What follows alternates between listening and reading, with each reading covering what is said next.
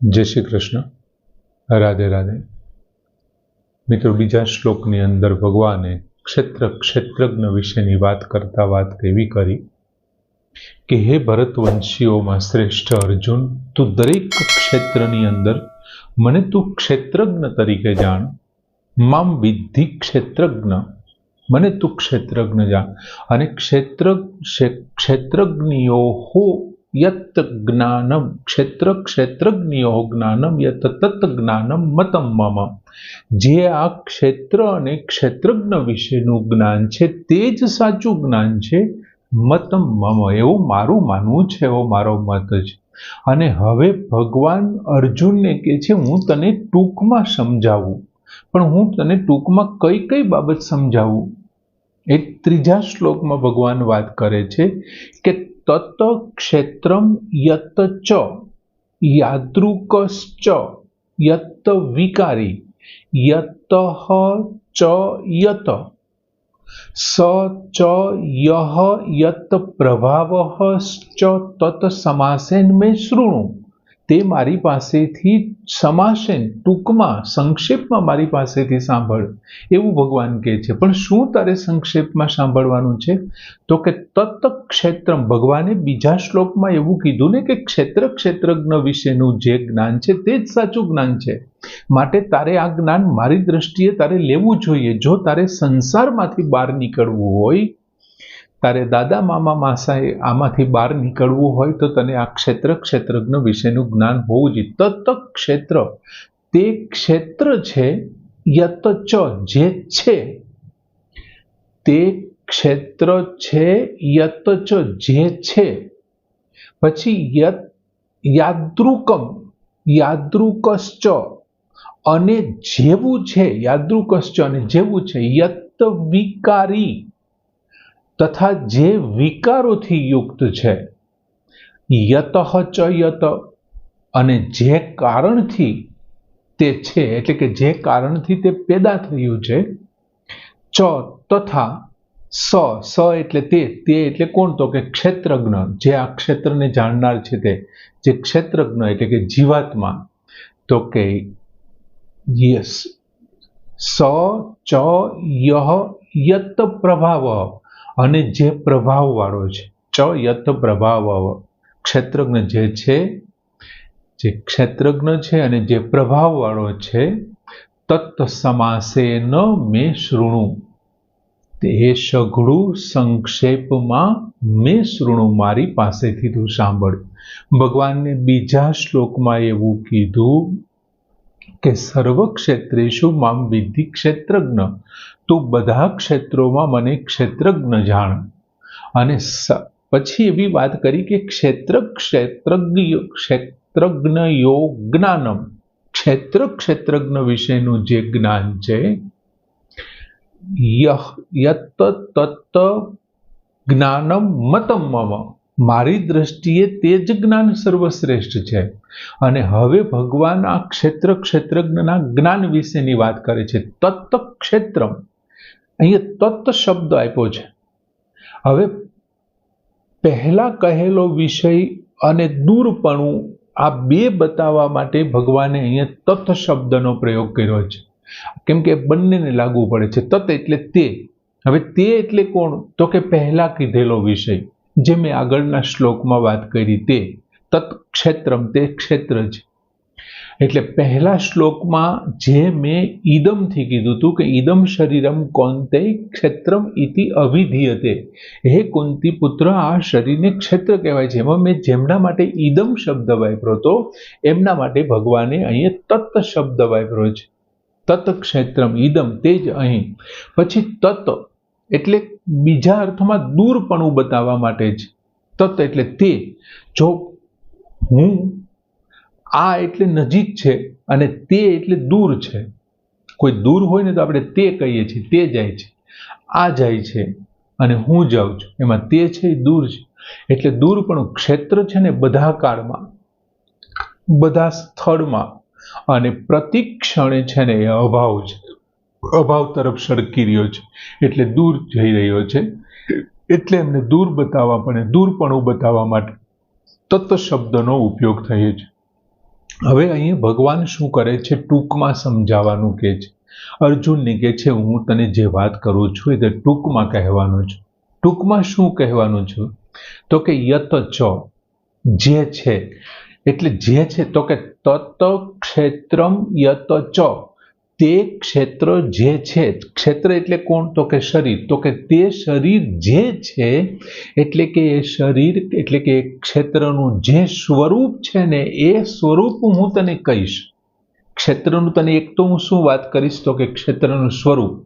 આ અધ્યાયમાં ભગવાને 5મા શ્લોકમાં ક્ષેત્રના શરીર વિશેની વાત કરી છે કે આને આ ક્ષેત્રનું સ્વરૂપ આવું છે. પછી ભગવાન શું કહે છે? યાત્રુક ચ, ચ એટલે અને, યાત્રુક, યાત્રુક એટલે જેવું છે. હવે જેવું છે એટલે શું? તો કે એનો સ્વભાવ કેવો છે, ક્ષેત્રનો સ્વભાવ કેવો, ક્ષેત્રનું સ્વરૂપ ની વાત 5મા શ્લોકમાં કરી. પછી એનો સ્વભાવ કેવો છે શરીરનો? તો ભગવાને ક્ષેત્રના સ્વભાવ વિશે 26મા અને 27મા શ્લોકમાં આ જ અધ્યાયના આ 13મા અધ્યાયમાં એમનું વર્ણન કરશે. પછી યત વિકારી હિશ્ચ યત, અને યત વિકારી, અને જે વિકાર વાળું છે, વિકારોથી યુક્ત છે. હવે પ્રકૃતિનું કાર્ય હોવાથી શરીર છે એ શું છે? તો કે પ્રકૃતિનું કાર્ય છે. પ્રકૃતિમાંથી મહત તત્વ જન્મ્યું છે, જેને આપણે અહંકાર કહીએ છીએ. એમાંથી બુદ્ધિ છે. ત્યાર પછી પંચતન માત્રાઓ, જ્ઞાનેન્દ્રિય, કર્મેન્દ્રિય, પંચ મહાભૂત ને આ બધું જે છે એ ખરેખર પ્રકૃતિનું કાર્ય હોવાથી 23 તત્વો છે એ શું છે? તો કે વિકાર છે. પણ એમ છતાંય આ 23 તત્વોનું વર્ણન તો છે એ 5મા શ્લોકમાં છે, પણ 6ઠા શ્લોકની અંદર ભગવાને એમના જે વિકાર છે, રાગ છે, દ્વેષ છે, ઈચ્છા છે, એમનું વર્ણન કરેલું છે. એટલે એમના જે યત વિકારી અને જેનો વિકાર છે તે. પછી યતઃ ચ યત, આ જે ક્ષેત્ર જેમનાથી જન્મે છે, આ ક્ષેત્ર શેનાથી જન્મ્યું છે? એમના વિશે, એટલે કે તે પ્રકૃતિથી ઉત્પન્ન થવા વાળા છે. આ જે શરીર છે, ક્ષેત્ર છે, શેનાથી ઉત્પન્ન થયું છે? તો કે પ્રકૃતિથી. એમના જે 7 વિકાર અને 3 ગુણોનું જે વર્ણન છે એ શ્લોક 19માં આવશે. ભગવાને અહીં એવું કીધું કે તત્ સમાસેન મેં શૃણુ, તું એ મારી પાસેથી ટૂંકમાં સમજી લે. બહુ લાંબુ કરશે તો બહુ વધારે પડતી વાર લાગશે. બીજું સ ચ, અહીંયા જે સ શબ્દ છે એ કોના માટે છે? તો કે તે માટે. તે એટલે ક્ષેત્રજ્ઞ માટે છે. ક્ષેત્રજ્ઞનું જે સ્વરૂપ શ્લોકમાં, પહેલા શ્લોકમાં જેનું નામ આપણે ક્ષેત્રજ્ઞ કીધું કે એમને જે જાણે છે, તમ યાહુ ક્ષેત્રજ્ઞ, તેને ક્ષેત્રજ્ઞ કહેવાય. એ જે પહેલા શ્લોકમાં ક્ષેત્રજ્ઞ છે તેના માટે અહીં સપદ મૂકાણું છે. હવે તેના વિશે ભગવાન સાંભળવાનું કહે છે અર્જુનને કે તું સાંભળ. એમાં શું કહે છે કે યહ સ ચ યહ યત પ્રભાવ, અને જે ક્ષેત્રજ્ઞનું, યહ એટલે જે ક્ષેત્રજ્ઞનું સ્વરૂપ છે, જેમ ક્ષેત્રનું સ્વરૂપ છે એમ ક્ષેત્રજ્ઞનું પણ સ્વરૂપ, જીવાત્માનું પણ સ્વરૂપ હોવાનું એમને પણ વાત કરે છે. જે શ્લોક 20 થી 22માં વર્ણન કરશે ભગવાન જીવાત્માનું સ્વરૂપ કેવું છે. ત્યાર પછી યત પ્રભાવ, ક્ષેત્રજ્ઞ જે પ્રભાવ વાળો છે એમની પ્રભાવનું વર્ણન 31 થી 33માં શ્લોકમાં ભગવાન કરવાના છે. પછી ભગવાન કહે છે તત્ સમાસેન મેં શૃણુ. અહીં તત્ એટલે તે, એટલે કે ક્ષેત્ર અને ક્ષેત્રજ્ઞ. આ ક્ષેત્ર એટલે ક્ષેત્રની 4 બાબત ભગવાને કીધું. શું કીધું? એક જે છે, એક એ કીધું. ત્યાર પછી બીજું શું કીધું? તો કે જેવું છે.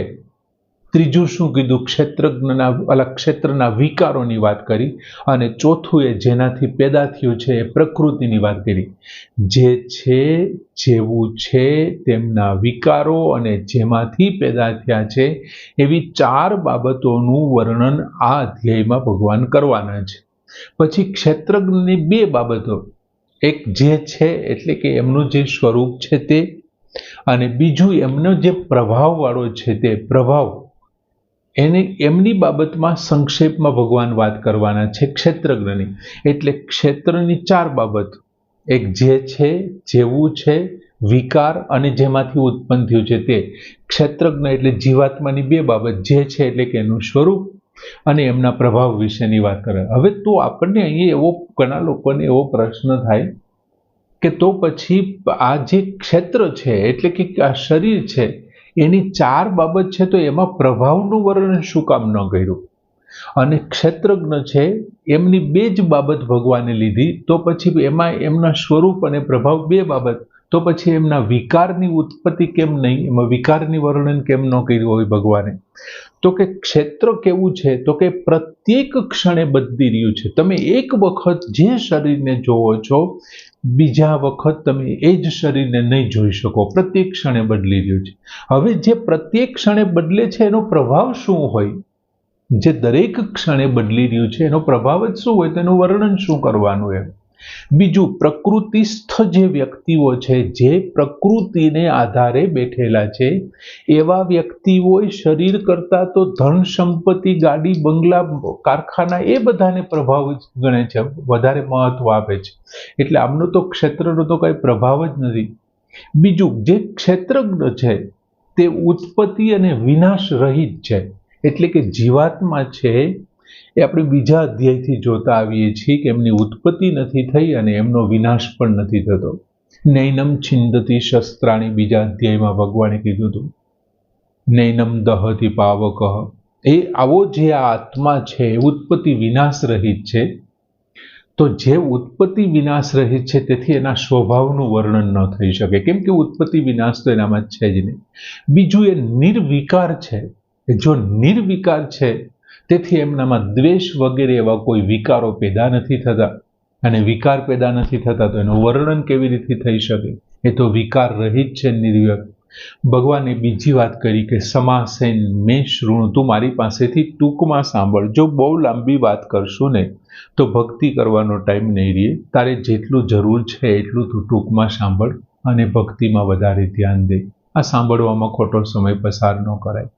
સરસ મજાની વાત કરી ભગવાને કે તત ક્ષેત્રમ યત ચ યાદૃકશ્ચ યત વિકારી યતશ્ચ યત સ ચ યહ યત પ્રભાવશ્ચ તત્સમાસેન મેં શૃણુ. એ પૂર્ણ કરીએ.